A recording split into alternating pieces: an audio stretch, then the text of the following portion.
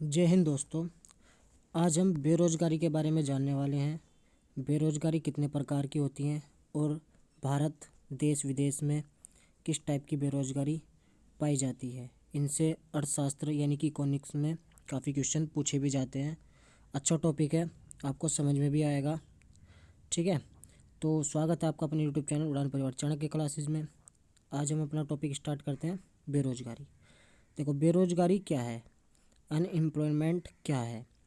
कार्यशील जनसंख्या यानी कि जो कार्य कर सकती है ऐसी जनसंख्या का वह भाग, वो हिस्सा यानी कि 15 से 65 वर्ष की आयु का, ठीक, जो शारीरिक और मानसिक दोनों रूप से किसी कार्य को करने में सक्षम हो। उसे कार्य न मिले तो उसकी यह स्थिति बेरोजगारी कहलाएगी। वो व्यक्ति बेरोजगार कहलाएगा। यानी कि कार्य कर सकता है, मानसिक और शारीरिक रूप से स्वस्थ है, 15 से 65 की एज का है, लेकिन फिर भी उसे कोई रोजगार नहीं मिल रहा है, कार्य नहीं मिल रहा है, तो वो व्यक्ति बेरोजगार है। ठीक है, यहाँ तक। अब अगली बात कि ऐच्छिक बेरोजगारी क्या होगी, यानी कि अब स्थिति थोड़ी सी चेंज हो जाए तब कंडीशन क्या होगी, ऐच्छिक और अनैच्छिक वाली। समझेंगे इसे।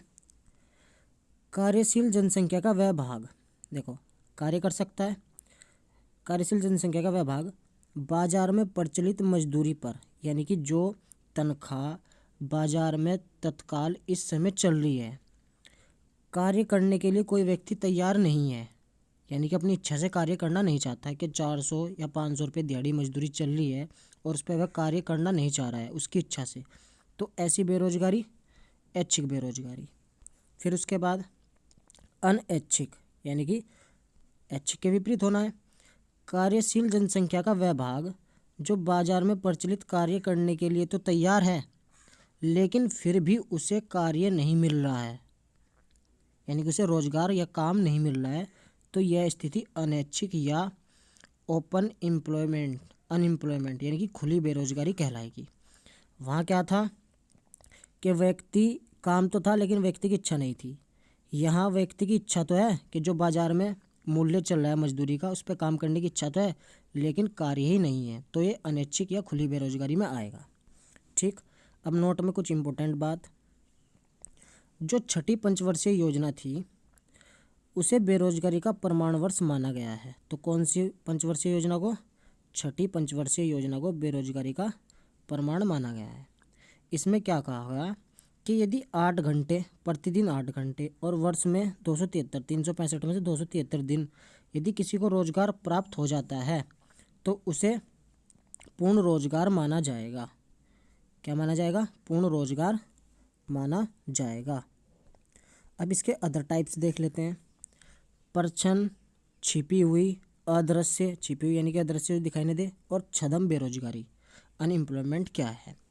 जब किसी कार्य करने के लिए आवश्यकता से अधिक लोग लगे हों, यानी कि मान लीजिए कोई काम हो रहा था और इस काम को करने के लिए मात्र 5 लोग ही पर्याप्त थे, 5 लोग कर सकते थे, लेकिन इसी कार्य को करने के लिए 10 लोग लगे पड़े हैं, कर रहे हैं। तो इसका मतलब जब हम काम 5 लोग इसको कर सकते थे एक ही घंटे में, और एक ही घंटे के लिए इसे 10 लोग भी कर रहे हैं, 10 लोग लगे हुए हैं, यानी कि 5 एक्स्ट्रा, यानी कि 5 लोग इसमें छिपे हुए हैं जो अपना काम चला रहे हैं अंदर।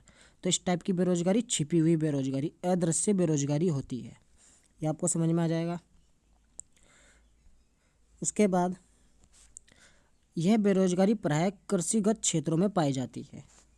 कृषिगत क्षेत्रों में कोई भी काम लीजिए, यदि आप धान की बुवाई करा रहे हैं खेत में और पता लगा 4 आदमी इस प्लाट को, इस खेत को, इसमें धान रोपाई कर सकते थे, लेकिन हम 4 के बजाय 8 लगा के बैठे हुए हैं, तो 4 एक्स्ट्रा। तो कृषिगत क्षेत्रों में ज़्यादातर ये बेरोजगारी पाई जाती है। इस बेरोजगारी में सीमांत उत्पादकता कितनी होती है? 0। प्रोडक्टिविटी कितनी होएगी? 0। तो छद्म में कितनी आती है? छद्म में आती है 0। बेरोजगारी की अवधारणा कॉन्सेप्ट किसने दिया? John Robinson. ध्यान रखेंगे, इम्पोर्टेंट ये है, सीमांत उत्पादकता किस बेरोजगारी में शून्य होती है? तो छद्म बेरोजगारी या प्रचलन छिपी हुई बेरोजगारी में। क्लियर। अब नेक्स्ट, संरचनात्मक बेरोजगारी यानी कि स्ट्रक्चरल अनएम्प्लॉयमेंट क्या होगा? यह जब अर्थव्यवस्था में एक दीर्घकालिक परिवर्तन होता है तो उस परिवर्तन के परिणाम स्वरूप जिस बेरोजगारी का जन्म होता है उसे हम संरचनात्मक बेरोजगारी कहते हैं। यानी कि जैसे आप कोरोना काल में देखेंगे तो सबकी जीडीपी वगैरह डिस्टर्ब हो गई, यानी कि एक दीर्घकालिक परिवर्तन हुआ और उस परिवर्तन के कारण पूरी की पूरी अर्थव्यवस्था गड़बड़ा गई, और अर्थव्यवस्था जब गड़बड़ा गई तो दीर्घकालिक परिवर्तन हुआ। ऐसी स्थिति में कौन सी बेरोजगारी उत्पन्न होती है? संरचनात्मक। यह प्राय विकासशील देशों में देखी जाती है। इसको आप भारत में देख सकते हैं, भारत एक विकासशील देश है। ठीक, यदि बात करें हम मौसमी बेरोजगारी की, नाम से ही स्पष्ट है मौसमी, यानी कि जो मौसम के अनुसार बेरोजगारी उत्पन्न हो जाती है कि एक मौसम है धान की खेती का, एक मौसम है गन्ने की खेती का, एक मौसम है, अलग अलग टाइप से मौसम है भारत में। उसके अकॉर्डिंग जो आदमी को रोजगार मिल रहा है तो उसे तो रोजगार मिल गया मौसम के अनुसार। लेकिन जब मौसम नहीं है किसी का, किसी फसल का उगाने का मौसम नहीं है, तो उस कंडीशन में क्या होगा? वो मौसम में बेरोजगार हो जाएगा। यानी कि यह बेरोजगारी कृषिगत क्षेत्रों में पाई जाती है। अर्थात जब लोगों के पास किसी मौसम विशेष में रोजगार उपलब्ध हो लेकिन मौसम के समाप्त होते ही रोजगार पुनः छिन जाए, तो ऐसी बेरोजगारी को हम मौसमी बेरोजगारी कहते हैं। तो भारत में संरचनात्मक बेरोजगारी भी है और मौसमी बेरोजगारी भी है, ये आप उस पॉइंट को ध्यान रखेंगे। नेक्स्ट बात करते हैं घर्षणात्मक बेरोजगारी। फ्रैक्शनल बेरोजगारी कहाँ पाई जाएगी? यह बेरोजगारी विकसित देशों में पाई जाती है। घर्षणात्मक बेरोजगारी कहाँ पाई जाएगी? विकसित देशों में, डेवलप जो कंट्रीज है। जब किसी व्यक्ति का वर्तमान रोजगार छिन जाए और जब तक उसे दूसरा रोजगार प्राप्त न हो तो उसे जिस अवस्था से गुजरना पड़ता है तो उसकी वो स्थिति घर्षणात्मक बेरोजगारी कहलाती है। यानी कि काम कर रहा था, छूट गया, फिर काम मिला, तो इसके बीच की जो स्थिति आई ये उसकी घर्षणात्मक बेरोजगारी है। नेक्स्ट चक्रीय बेरोजगारी के बारे में जानते हैं। चक्रीय बेरोजगारी ये भी कहाँ पाई जाती है? विकसित देशों में पाई जाती है। यह मांग के नियम पर आधारित है, अभी बताएंगे मांग का नियम। यह बेरोजगारी अर्थव्यवस्था के उतार चढ़ाव पर आधारित है। तो कौन सी बेरोजगारी अर्थव्यवस्था के उतार चढ़ाव पर जो है आधारित है? चक्रीय बेरोजगारी, यानी कि इसमें चक्र चलता रहता है, कभी ऊपर कभी नीचे, तो उतार चढ़ाव पर चक्रीय बेरोजगारी। अब मांग का नियम इम्पोर्टेंट। मांग का नियम प्रतिपादन किया प्रोफेसर अल्फ्रेड मार्शल ने। मांग का नियम किसने दिया? मार्शल ने, यहाँ से ध्यान रखना है बस, मार्शल ने। मांग का नियम मार्शल ने। इन्होंने बताया कि अन्य बातें समान रहने पर जब किसी वस्तु की कीमत बढ़ने पर उसकी मांग घटे और कीमत घटने पर उसकी मांग बढ़े, तो इसे इन्होंने क्या किया? मांग, डिमांड का नियम बना दिया मार्शल ने कि मांग का नियम है। मार्शल की पुस्तक प्रिंसिपल ऑफ इकोनॉमिक्स जो 1890 में प्रकाशित हुई थी, तो याद रखेंगे पुस्तक का नाम प्रिंसिपल ऑफ इकोनॉमिक्स। पुस्तक किसकी है? मार्शल की है। और मांग का नियम किसने दिया है? मार्शल ने। इनके द्वारा एक कोटेशन यानी कि कथन कहा गया कि पूर्ति अपनी मांग का सर्जन स्वयं करती है।